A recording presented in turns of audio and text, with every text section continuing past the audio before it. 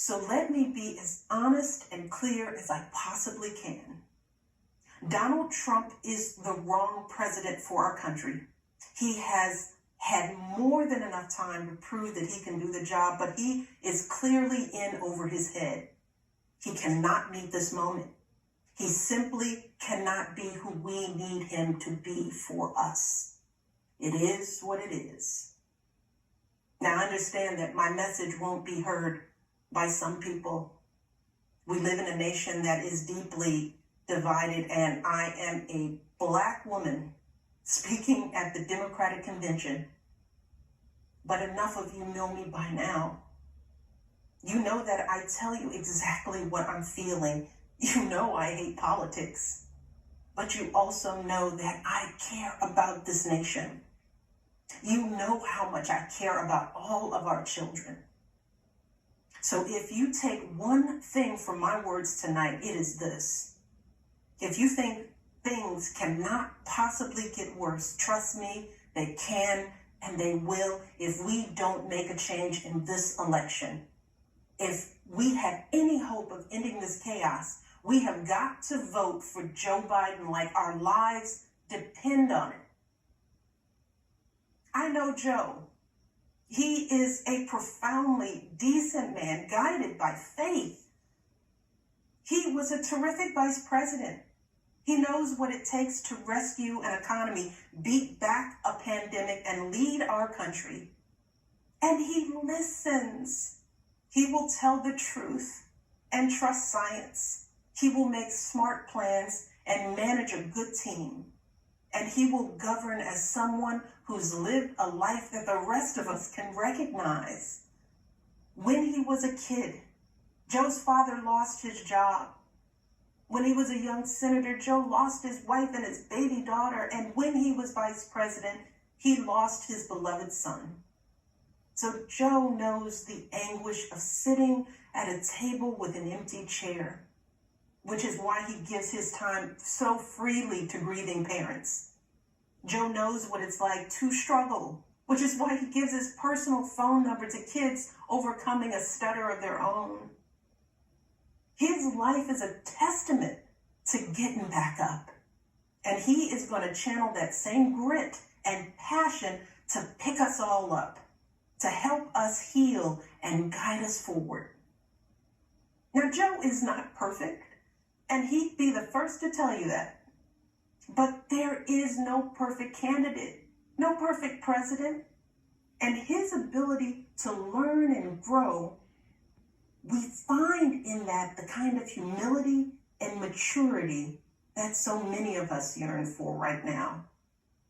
Because Joe Biden has served this nation his entire life without ever losing sight of who he is.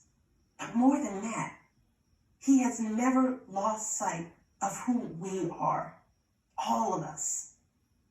Joe Biden wants all of our kids to go to a good school, see a doctor when they're sick, live on a healthy planet. And he's got plans to make all of that happen. Joe Biden wants all of our kids, no matter what they look like, to be able to walk out the door without worrying about being harassed or arrested or killed. He wants all of our kids to be able to go to a movie or a math class without being afraid of getting shot. He wants all our kids to grow up with leaders who won't just serve themselves and their wealthy peers, but will provide a safety net for people facing hard times. And if we want a chance to pursue any of these goals, any of these most basic requirements for a functioning society, we have to vote for Joe Biden in numbers that cannot be ignored. Because right now, folks who know they cannot win fair and square at the ballot box are doing everything they can to stop us from voting. They're closing down polling places in minority neighborhoods. They're purging voter rolls. They're sending people out to intimidate voters, and they're lying about the security of our ballots. These tactics are not new. But this is not the time to withhold our votes in protest or play games with candidates who have no chance of winning. We have got to vote like we did in 2008 and 2012. We've got to show up with the same level of passion and hope for Joe Biden. We've got to vote early, in person if we can.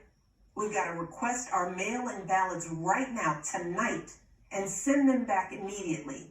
And follow up to make sure they're received. And then make sure our friends and families do the same.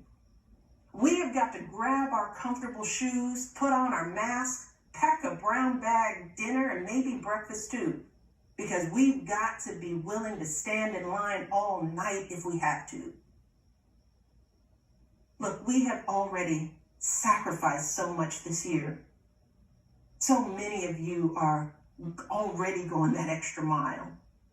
Even when you're exhausted, you're mustering up unimaginable courage to put on those scrubs and give our loved ones a fighting chance. Even when you're anxious, you're delivering those packages, stocking those shelves, and doing all that essential work so that all of us can keep moving forward. Even when it all feels so overwhelming, working parents are somehow piecing it all together without childcare.